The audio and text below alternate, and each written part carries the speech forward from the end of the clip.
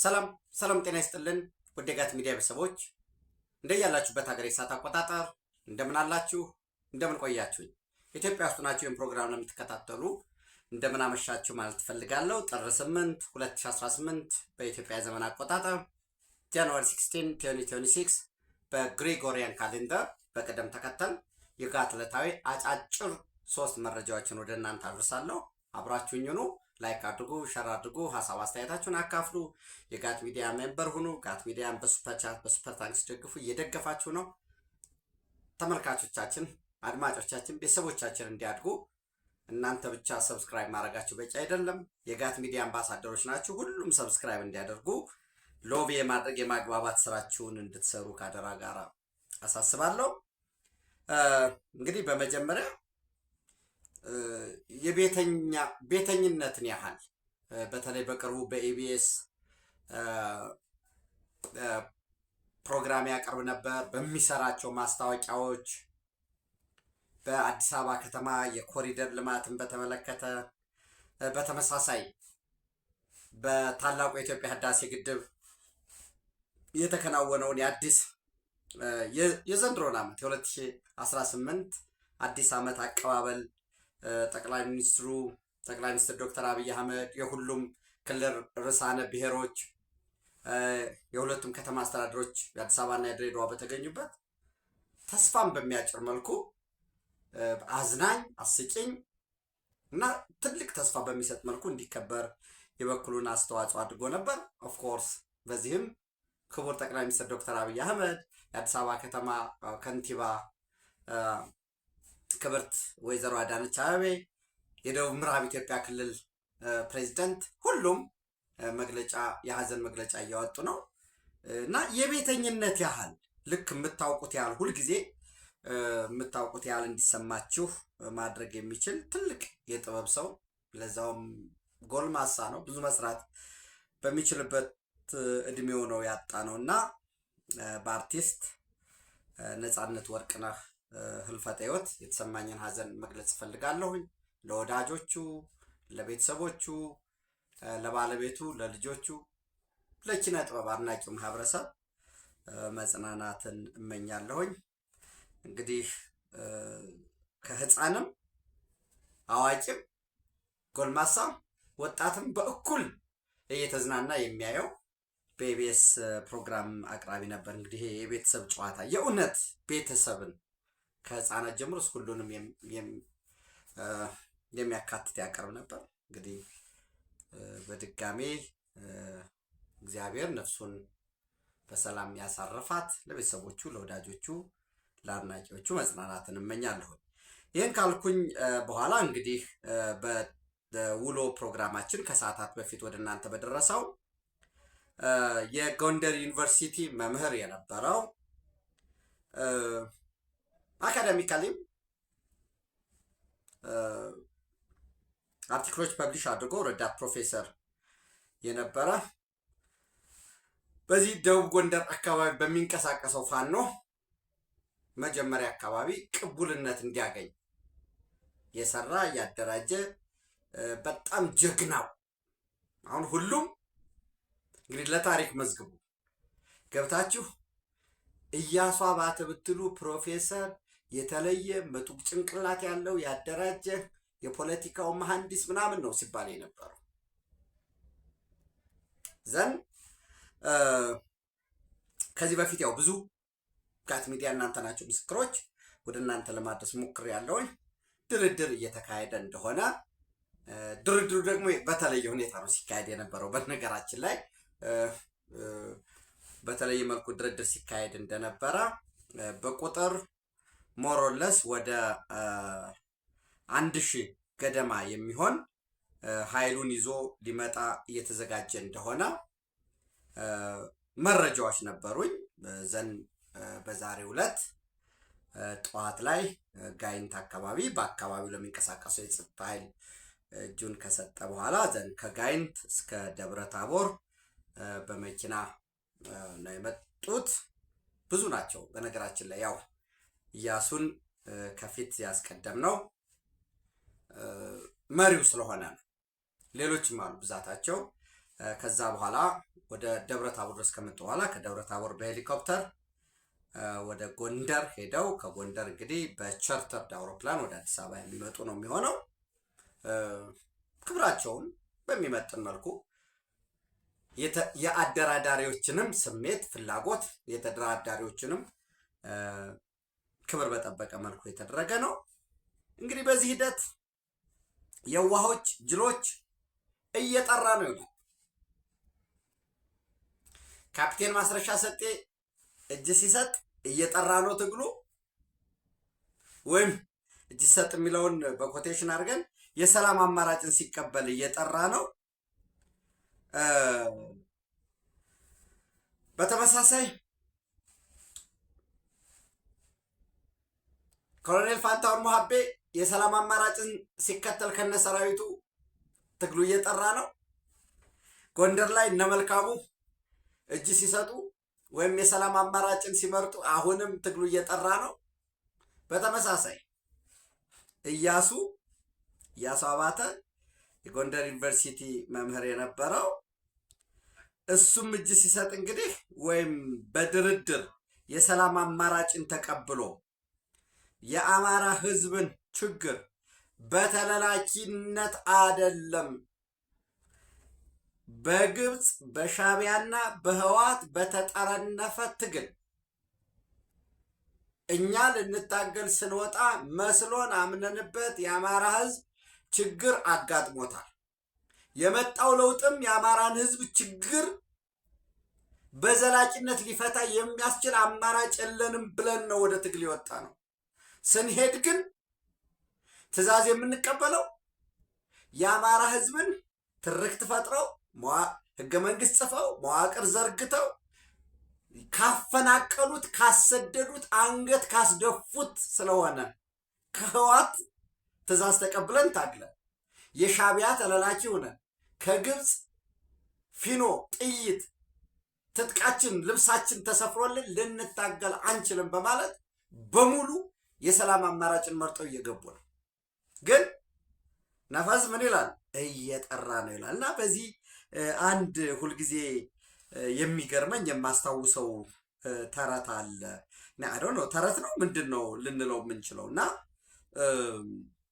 ምንድን ነው አንድ ኦፍኮርስ በተለያየ መንገድ ነው የሚነገረው እንደምታውቁት። ግን አንድ አባትና ልጅ ማታ ከቤታቸው ተኝተው በተደጋጋሚ የጅብ ድምፅ ይሰማል ልጁ እና አባቴ የጅብ ድምፅ እየሰማሁ ነው ይለዋል። ተኛ ዝም ብለህ ምንም አይደለም ከሩቅ ናቸው ይለዋል። አሁንም የጅቡ ድምፅ እየቀረበ ይመጣል። አባቴ ጅቡ እየመጣ እኮ ነው ወደ ቤት ገባ መሰለኝ ድምፁ ይሰማል። ዝም ብለህ ተኛ ምንም ችግር የለም ይላል አባት። ዘና አሁንም ጅቡ ገባ። ገብቶ የአባትየውን እግሩን መብላት ይጀምራል እና አጥንቱን ሲፈጭ ቀጥቅጥ ሲል ይሰማል። አባቴ ጅቡ ገባ መሰለኝ እኮ ቤት የሆነ ነገር እየበላ ነው ሲለው ዝም ብለህ ተኛ የኔን እግር እየበላ ነው እግሬን እየበላ ነው ዝም ብለህ ተኛ ነው ይባላል። እና ይሄ የተገዛ ማሰቢያውን ጭንቅላቱን ለሌላ አካል ያከራየ አይኖው የተወሰኑት ትግሉ ነው ህይወቴ ያሉ ናቸው። ትግሉ ነው ህይወቴ ማለት የአማራ ህዝብ ደም ሲፈስ ውስኪ የሚጠጡ ዋይን የሚጠጡ ናቸው። የአማራ ህዝብ ንብረቱ ህይወቱ ሲጎሳቆል አግተው ምን ብለው ሰቅለውት በስታሪክ ኢቭን ራሱ ቅኝ ገዢዎች እንኳን ቢመጡ የማያረጉበትን በደል እየፈጸሙበት ያ ሲደረግ ማረክን አወደም ትልቁን ድልድይ ስትራቴጂክ ይህንን አደረግን ባሉ ቁጥር ማህበራዊ ረፍት በነሱ ቁጥር ጥቅም የሚያገኙ ናቸው። ቁጭ ብለው ተዘፍዝፈው ሞርጌጅ የሚያስከፍሉ ናቸው። ወደ ሳተላይት እንመጣለን ጠብቁን እያሉ ያሉ ናቸው። ለምን እዚህ ተሰብስበን 2-3 ነን ዩቲዩብን ይሄ ከምጦር ለብቻ ትግሉን አቀጣጥዬ እነግዳለሁ ብለው የተለየ ይሄ ነው የማይባል ስራ የሌላቸው በቃ የሚቆጠር ስራ የሌላቸው ግን ተንደላቀው የሚኖሩ ናቸው። ለነሱ አክሳሪ። ሌላው ደግሞ ለዚህ ለክራውድ ደግሞ ትግሉ ነው ህይወቴ ለሚሉት ለጦርነት ነጋዴዎችን አከራይቶ ነው እየጠራ ነው ይላል። አሁንም እላችኋለሁ በረዳት ፕሮፌሰር እያሱ አዲስ አበባ ገብተዋል እና በነገራችን ላይ እነ እያሱ ፈን እንድታደርጉ ነው። አዲስ አበባን ተቆጣጥረነዋል፣ 4 ኪሎን ተቆጣጥረነዋል እያሉ ተቆጣጥሮታል፣ እየገቡ ነው። ትክክለኛ ከ600 በላይ የተጣራውን ነግራቸዋለሁ። በነገራችን ላይ ሊያፍኗቸው ሞክረው ነበር። ሌላ አንድ ኃይል ላክን ብለው እሱን አፈር ድሜ አስግጠውት ነው የገቡ። መተውት በታት ነው በጉልበት አስረልተን እና ምንድን ነው ቢያንስ ጠመንጃችንን ምናምን ድሽቃችንን የቡድን መሳሪያችንን ትታችሁልን ሄዱ። ይሄ ነው የሚጠቅመው። ያለፈው አልፏል። ካለፈው ላይ ተቀምጦ ለሐቀኞች ለታሪክም የምናገረው የአማራ ሕዝብ በአማራ ታሪካዊ ጠላቶች እየተመራ ለድል ሊበቃ አይችልም። ተኩላ የበግን ትግል አይመራም። ወያኔ፣ ሻቢያ፣ ግብፅ የአማራን ሕዝብ ትግል ሊመሩ በፍጹም አይችሉም። ወልቃይትን እንፈልገዋለን በጉልበት እንወስዳለን እያለ ለዛ ተባባሪ ሁነህ ለቅጥረኞች ፓስፖርታቸውንም ምናቸውንም ሁሉን ነገር ካከራዩት ጋር ትልቁ ጠላት እየተባለ ማን ነው ትልቁ ጠላት? በዚህ ለድል መብቃት አይቻልም። ወንድሞቻችን የሰላምን አማራጭ እየመረጡ ለመጡት ሁሉ የላቀ ክብር አለን፣ እናከብራቸዋለን። ይቅር ማለትም ይህን አርገሃል እንዲፈጽምሃል ምናምን ወዘተረፈ የሚል አይጠቅምም። ያ የባንዳ ስራ ነው። ኦልሬዲ ከመጡ ሰላምን አማራጭ አንድም ነፍስ ካተረፉ እራሳቸውም በህይወት ከኖሩ የሚጠቅመው እሱ ነው። የሚመጡ አሉ። በዚህ 2-3 ቀን ውስጥ የሚመጡ አሉ። ድርድር እየተካሄደ ነው። በአማራ ፋኖ ብሔራዊ ኃይል ብሎ ራሱን የሚጠራው የቴዎድሮስ እዝ የሚባለው ጎጃም ውስጥ የሚንቀሳቀሰው የተወሰኑት ይመጣሉ። መውጫ ምናምን የሚፈልጉም አሉ። አንዳንድ ጠይቋቸው የሚመቻቻል ይመጣሉ። እየመጡ ነው። የማይመጡ ግን ደፍነትሊ እድሜ ልክ ተፈርዶባቸው የነበሩ በወንጀል የሚፈለጉ ተመልሰው ህግ መከበር ስላለበት ከማረሚያ ቤት ሰብረው የወጡ ተሰብሮ እንዲወጡ የተደረጉት እነዛ ህግ መከበር ስላለበት ያንን ስለማይፈልጉ ሽፍታ ሆነው 4-5 ሆነው የሚኖሩ መቀጠል የሚፈልጉ ይኖራሉ። ያ በየቦታው በተገኘበት ሁሉ ህዝቡ አንቅሮ ስለተፋው እንደምታውቁት የሽምቅ ውጊያ ጉሬላ ዋርፌር 90% ሎጂስቲክሱም ደጋፊውም መረጃ ሰጪውም ተዋጊው ህዝቡ ነው። አሁን በየቦታው ህዝቡ እየተዋጋቸው ስለሆነ በቅርቡ እየተጠረገ ይሄዳል። ደቡብ ጎንደር አሁን ነፃ እየወጣ ነው። ሰሜን ወሎ ሞሮለስ ነፃ እየወጣ ነው። አሁን ይሄ ደቡብ ወሎ አዋሳኝ አካባቢዎች ከላላ፣ የከሰም አካባቢ፣ የአባይ ሸለቆ ወደ ጎጃም የተወሰነ ወደ ቋራ፣ የቋራን ይዞ አንዳንድ ደግሞ ይሄ ሰከላን፣ አዴትን፣ ዋሸራን ይዞ በእንደዚህ አካባቢዎች ላይ ባለው ጭስ ቦታዎች ላይ ይኖራል። እሱን የመነጠል አንድ አመራር የነበረ እሱ ሲገባ ደግሞ ታውቃላችሁ ኔትወርኩን ምኑ መረጃው ምኑ ስለሚኖር በዚህ በኩል ብዙ ድሎች የሚገኙ ይሆናሉ ማለት ነው። ሰላም ለሚፈልግ ሰላም ለሚወድ ሁሉ ይሄ ጥሩ መልካም የሆነ እድል ነው ድል ነው ማለት እፈልጋለሁኝ። ይህንን ካልኳችሁ እንግዲህ ወደ አዳዲስ ወታደራዊ ጥምረት በቀይ ባህር አካባቢ ብቅ እያለ ነው። ይሄ ከኢትዮጵያ አንጻር በደንብ መገምገም እኔ መረጃውን ሰጣችኋለሁ። በጋራ ደግሞ ምን ማድረግ አለብን የሚለው ማሰብ ደግሞ አስፈላጊ። በዚህ ዘመን እንደሚኖር ዜጋ በዚህ ዘመን እንደሚኖር ኢትዮጵያዊ እነዚህ በቀይ ባህር ቀጠና ያሉ አዳዲስ ዲቨሎፕመንቶች ናቸው። ለምሳሌ ሳውዲ አረቢያ in talks with Egypt and Somalia on new military coalition አዲስ የወታደራዊ ጥምረት ለመፍጠር በተለይ በቀይ ባህር ቀጠና ዩናይትድ አረብ ኤሚሬትን ገፍቶ ለማስወጣት ኢንፍሉዌንሷን ለመቁረጥ በሚል ምን ማለት ነው? በሌላ መልኩ በቀይ ባህር ቀጠና ያሏትን የማሪታይም ቤዞች ዩናይትድ አረብ ኤሚሬት ሃይሊ ሴንሲቲቭ የሚሆነው ማሪታይም ላይ ኤክሰለንሳቸው ፖርቶችን ነው የሚያመጡት። ወራስ ሳውዲ አረቢያ በጣም በስትራቴጂክ ኢንተረስት ብለው ከአገራት ጋር በሚኖረው ግንኙነት በተለይ አፍሪካ ላይ የእርሻ ቦታ ይፈልጋሉ። ኳታር ደግሞ በአብዛኛው በአየርም በኤር ትራንስፖርት ላይ ኤክሴል ማድረግ ይፈልጋል። በዚህ ረገድ ሳውዲ አረቢያ ዩናይትድ አረብ ኤሚሬትን ገፍቶ ለማስወጣት አዳዲስ ወታደራዊ ጥምረት እየፈጠረች ነው። ሳውዲ አረቢያ፣ ግብፅ እና ሶማሊያ በአንድ በኩል በተመሳሳይ በትናንትናው ዕለት ነው ዛሬ 16 አይደል ከትናንት በስቲያ ከሮይተርስ ጋር ቆይታ የነበራቸው የፓኪስታን ወታደራዊ አዛዥ ልንላቸው እንችላለን ሙሐመድ ራዛ ሀራጅ ምንድን ነው ያሉት?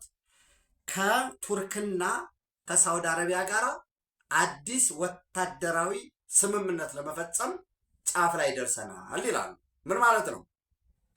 ከሳውዲ አረቢያ፣ ፓኪስታን እና ቱርኪ ወደዚህ ደግሞ ወደ አፍሪካ ቀን ስናመጣው ራሱ ሳውዲ አረቢያ፣ ግብፅና ሶማሊያ በአንድ በኩል አለ ማለት ነው። በሌላኛው ስናይ እስራኤል 1፣ ዩናይትድ አረብ ኤሚሬት 2፣ ሶማሌላንድ 3 ይመጣል። አሁን ኢትዮጵያ ገለልተኛ መሆን አትችልም። ወደ ቤተ እየመጣ የቅድቡ ጉዳይ ነው የሚመጣው። ጅቡዬ ጮኸ ነው፣ ከርቀት እየሰማ ነው እየተጠጋ ነው። ወደ ቤት ገብቶ እስኪበላን አንጠብቅ። በቀይ ባህር ላይ ኢንተረስት አለ። የዩናይትድ አረብ ኤሚሬትን ኢንተረስት ወይንም ከቀይ ባህር ማራቅ አንድ ነገር ሆኖ ሳንረሳ የሬድሲ ሴኪሪቲ አሊያንስ የሚባለው የቀይ ባህር እና የገልፍ ኦፍ ኤደን ተዋሳኝ ሀገራት በሚል ህብረት አለ። ግብፅ ሀሳቡን በ2018 ያመጣችው 2019 ላይ ጀምሮ ሳውዲ አረቢያ ሪያድ ላይ ላውንች የተደረጋለ። እንዲያውም የሬድሲ ሴኪሪቲ ልክ እንደ ናቶ እንደ ሰሜን የጦር ቃል ኪዳን ድርጅት የሚመስል የሬድሲ ሴኪሪቲ አሊያንስን መስረት በሚል በግብፅም በኤርትራም በተደጋጋሚ የሚነሳ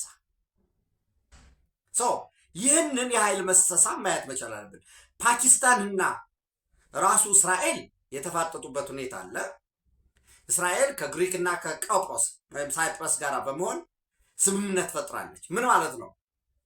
ቱርክን ለማነቅ ማለት ነው እዛው።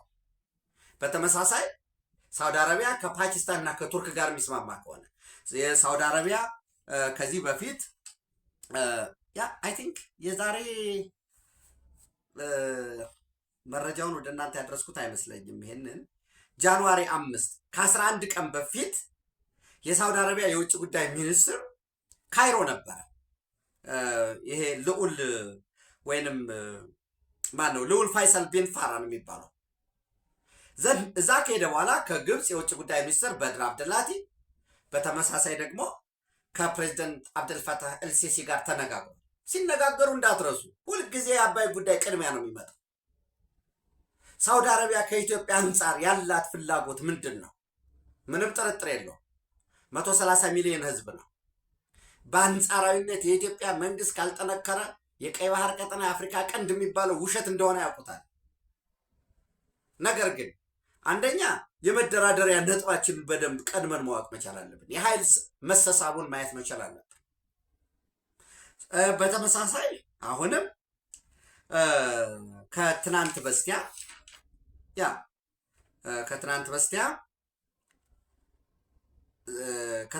ማለት በ14 ማለት ነው የአሜሪካ ፕሬዚደንት የዶናልድ ትራምፕ የአፍሪካ ጉዳዮች አማካሪ ማሳድ ብሎስ ካይሮ ነበር። በዛም ከግብፁ ፕሬዚደንት አብደልፋታህ ኤልሲሲ ጋር ተነጋግሯል። በዛ በንግግሩ የሱዳን አንድነት ለግብፅ ቀይ መስመር ነው ብሎ ነግሮታል። ግን ሱዳን እዚያ ሲተራመስ ለባለፉት 3 ዓመት አንቸክድ የሆነ ዋተርሸር እንደ ጉድ ነው ያገኙ። አንቸክድ የሆነ ምን ማለት ነው? የሱዳን የመሰረተ ልማት የመስኖ ምናምን ወዘተረፈ ወድሟል። የኃይል ማመንጫዎች ተመትተዋል። ስለዚህ በቀጥታ ውሃ ወደ ግብፅ ነው የናይል ውሃ ያ ሸር የሚባለው ቀርቶ ወደ ካይሮ ነው ሲፈስ የነበረው። ነገር ግን የሱዳን አንድ መሆን ማለት ራፒድ ሳፖርት ፎርሱ ዩናይትድ አረብ ኤሚሬት ይደግፈዋል የሚል ክስ አለ። ወይራስ የሱዳን አርሚ ፎርስን አልቡርሃንን ደግሞ በቀጥታ ግብጾች ይደግፉታል፣ ኤርትራ ይደግፈዋል፣ ኢራን ይደግፈዋል፣ ሳውዲ አረቢያ ይደግፈዋል። ኳርቴት የሚባለው አራቱ አሜሪካ፣ ግብፅ፣ ሳውዲ አረቢያ እና ዩናይትድ አረብ ኤሚሬት። ዩናይትድ አረብ ኤሚሬት እና ግብፅ ደግሞ ከፍተኛ ፍጥጫ ውስጥ ገብተዋል። ለዚህ ፍጥጫው አንደኛው ዩናይትድ አረብ ኤሚሬት ኢትዮጵያን እየደገፈች ነው። ለኢትዮጵያ የወታደራዊ ስልጠና፣ የፋይናንስ ድጋፍ፣ የኢንቨስትመንት በተለይም ኢትዮጵያ ወደ ቀይ ባህር እንድትመጣ ዩናይትድ አረብ ኤሚሬት ያልተቆጠበ ድጋፍ እያደረገች ነው የሚል ክስ አለ። ይሄ ክስ ደግሞ ዝም ብሎም ብቻም ሳይሆን ግብፅ ወሳኝ የሆኑ የዩናይትድ አረብ ኤሚሬት ወታደራዊ መረጃዎችን ኢንተለጀንስን በተለይ የመን ውስጥ ዩናይትድ አረብ ኤሚሬት አደረገቻቸው የሚባሉ አክቲቪቲዎችን ለሳውዲ አረቢያ መስጠቷን የሚድል ኢስት አይ የሚባለው ኢጅፕት ሸርድ ኢንተለጀንስ ዊዝ ሳውዲ አረቢያ ኦን ዩናይትድ አረብ ኤሚሬትስ አክቲቪቲስ ኢን የመን ሶርስስ ሳይ ብሎ ሚድል ኢስት አይ ይዞት የወጣ ጽሑፍ አለ በ13 ጃንዋሪ 2026 ከ3 ቀን በፊት። ይህን በሙሉ ወሰድ ምን ይላል? ኢጅፕት ፓስድ ኢንቴሊጀንስ ኦን ሬሰንት ኤሚሬቲ ኦፕሬሽን ኢን የመን to Saudi authorities as part of efforts to rebuild a strained relation with Riyadh. ግብፅ ፓኒክ ያደርጋል፣ ፍርሃት አለው። ግብፅ እስራኤልን ኮንትሮል ማድረግ የምንችለው ማመቅ የምንችለው ወደ ቀይ ባህር እንዳይመጣ በራሱ ጋዛ ላይ ጥቃት እንዳይፈጽምብኝ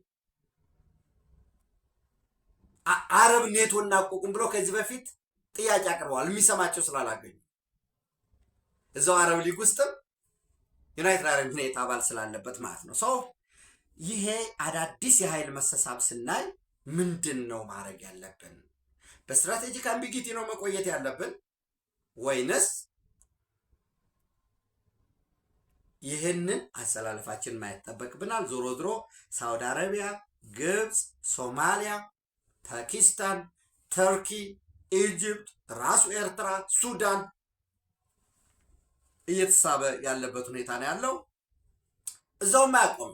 ጅቡቲም የዛው የግብፅ አካል የመሆኑ የሳውዲ አረቢያ አካል የመሆኑ አይቀሬ ነው። ምክንያቱም የሶማሌላንድ የሀገርነት እውቅና ጅቡቲን ኢሬሌቫንት እንደሚያደርገው ስለሚገነዘቡ በራሳቸው የኢትዮጵያ ኢኮኖሚ እድገት ጅቡቲ 20-30 ወደብ ብትሰራ የራሷ የአሰብ ወደብን ኢትዮጵያ ብታስመልስ ከአሰብ ብቻም ጤዮ አካባቢ ያለው የሚለማ ሰፊ ወደብ አለ። አሰብን ብቻ አይደለም የምንፈልገው፣ ጤዮ ላይ ኢንዱስትሪ መንደር እንመሰርታለን ሰፊ እና ከዛም እንሻገራለን። የሚድል ኢስት ጉዳዮች አሉ። ይሄንን ከተረጋገጠ ማግስት የሚመዘዙ ብዙ ጉዳዮች አሉ። ለጅቡቲ ይህንን ማስረዳት ወሳኝ ነው። የኢትዮጵያ ኢኮኖሚ በፍጥነት እያደገ ነው። አሰብን ብናስመልስም ጤዮም እንዳስመልስ በጋራ የምንሰራባቸው ኢኮኖሚያችን በፍጥነት ሲያድግ የእናንተን አሁን ስታገኙ የነበረው ሬሌቫንት ነው፣ ከዚህ ጥፍ 3-4 እጥፍ ታገኛላችሁ ብሎ ማረጋገጫ መስጠት ወሳኝ ነው። በዚህ ረገድ የደቡብ ሱዳን በራሱ የጠራም አለመሆኑ የደቡብ ሱዳን የፖለቲካ አመራር ፓወሩ ላይ የመቆየት እንጂ ዲፋይንድ የሆነ የሳውት ሱዳን ናሽናል ኢንተረስት ራይት አፕ አድርጎ ለመንቀሳቀስ ያለው ያን ያህል ዝግጁነት በጣም ደካማ ነው። ከኬንያ ጋር አብሮ መስራት ያስፈልጋል። ያው ኬንያ ኒውትራሊቲያቸው እንዳለ ሆኖ በዚህ ሁሉ መሀልም ፎሪን ዳይሬክት ኢንቨስትመንትን የመሳብ አዳዲስ ስትራቴጂክ ኢምፖርታንሳቸውን የማሳደግ ፍላጎቶች አሉ። ሌሎች እንደተጠበቁ ሆነው ማለት ነው። ሌላው እነዚህን ማየት መቻላል። በአዳዲስ የኃይል ልውጦችን ማየት ያስፈልጋል። እንግዲህ ኢራን ላይ ሊወሰድ የሚችለው እርምጃ ደግሞ እሱ በራሱ የመካከለኛውን ምስራቅ የሚቀይረው ሁኔታ ይኖራል። እንግዲህ የአሜሪካ ወይም ዶናልድ ትራምፕ ኢራን ላይ ምን አይነት ጥቃት ይፈጽማሉ የሚባለው ጥቃቱ አይቀሬ ነው ከሚለው ወደ ፕሮባቢሊቲ እየወረደ ወደ ፕሮባቢሊቲ እያደገ ነው። አይኖ ቀርቷል እንዳይባል ደግሞ ትልልቅ መርከቦች ለምሳሌ አብርሃም ሊንከን የሚባለው የጦር ጀቶችን የሚሸከም መርከብ ወደ መካከለኛው ምስራቅ እየመጣ ነው። ከዚህ ደቡብ ቻይና አካባቢ ከፊሊፒንስ አካባቢ ከነበረው ወደ መካከለኛው ምስራቅ እየመጣ ነው። እንግዲህ ኒውዮርክ ታይምስ የዘገበው ማለት ነው። ይሄ አብርሃም ሊንከን የሚባለው በጣም ከባድ ትልልቅ የጦር ጀቶችን የሚሸከም ነው። አይ ውጊያው ሊደረግ ነው እንዳትሉ ደግሞ ራሷ እስራኤልን ጨምሮ ውጊያው አያስፈልግም ጊዜ እንስጥ የሚል ተደጋጋሚ ደግሞ መረጃ ሲወጣ ታያላችሁ። ዞሮ ዞሮ አንደኛው የዚህ የመካከለኛው ምስራቅ በኢራን ላይ ሊወሰድ የሚችለው የኃይል አሰላለፉን የሚወስንበት አዳዲስ አሰላለፍ ሊያመጣ ይችላል። እሱን እናያለን። በተመሳሳይ የኡጋንዳ እንግዲህ ያው ዮዌሪ ሙሴቬኒ አሸናፊ መሆኑ ምንም ጥርጥር የለውም። አስቀድሜ በውሎም እንደነገርኳችሁ ሙሴቬኒ በ76.25% ይመራል የሚባለው አሁን ደግሞ እንደገና ጨምሮ ወደ 83% እየመራ እንደሆነ የተገለጸ አለ። ቦቢ ዋይን የቀድሞው የፖፕ ሙዚቃ አቀንቃኝ በቤቴ ዙሪያ ከፍተኛ የሆነ የፖሊስና የመከላከያ ኃይል እየተቀናጀ ነው፣ ሃውስ አሬስት ውስጥ ሆኛለሁ ብሎ መግለጫ አውጥቶ ነበር። ነገር ግን ፖሊስ ደግሞ የለም አሁን ቦቢ ዋይን ወይንም በትክክለኛ ስሙ ሮበርት ኪያጉላኒ ኦርዲነሪ ሰው አይደለም፣ የጸጥታ ጥበቃ ያስፈልገዋል፣ እንቅስቃሴውን ማየት ስላለብን የፖሊስና የጸጥታ ሰራተኞችን መደበናል፣ ከቤቱ ውጭ አድርገናል በሚል የገለጸዋል። እንግዲህ ራሱ ቦቢ ዋይን የሚወጣ የሚገባ ሁሉ አይቻልም ተከልክዬ ነው ያለሁት በሚል አለ። ኢንተርኔትም ብዙ ስለሌለ ከጎረቤት ሀገራት ነው መረጃዎች በአብዛኛው እየወጡ ያሉት። እነዚህ ተሰባስበው ኡጋንዳ ውስጥ ግጭት ይፈጠራል ወይንስ ምን ይሆናል የሚለውን አብረን የምናየው ነው የሚሆነው። አብረን እንከታተለዋለን። በተመሳሳይ ዩናይትድ አረብ ኤሚሬት ውስጥ እጅግ በጣም ከፍተኛ የሆነ በማኑፋክቸሪንግ፣ በኮንስትራክሽን፣ በግንባታ፣ በዲዛይን፣ በሆቴል አገልግሎት፣ በሪል ስቴት አገልግሎት፣ በትራንስፖርት አገልግሎት ላይ የተሰማራው አስኮርፕ ሆልዲንግ የሚባል ግዙፍ ድርጅት መቀመጫውን ዱባይ ያደረገ ነው፣ አቡዳቢ ያደረገ ድርጅት ኢትዮጵያ ውስጥ ኢንቨስት ለማድረግ በቅድሚያ ሌክዠሪ ሆቴሎችን፣ ቅንጡ ሆቴሎችን፣ የሆስፒታሊቲ የቱሪዝም ስልጠና ማዕከላትን፣ የጎልፍ ስልጠና ማዕከላትን ለመክፈት ፍላጎቱን ገልጿል። በቅርቡም የድርጅቱን ከፍተኛ ሲኒየር የቢዝነስ አማካሪዎች ወደ አዲስ አበባ እንደሚልክ ተገልጿል።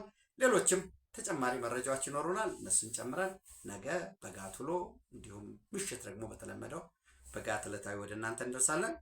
ኢትዮጵያ በክብር ለዘላለም ትኖር። ታንኪዩ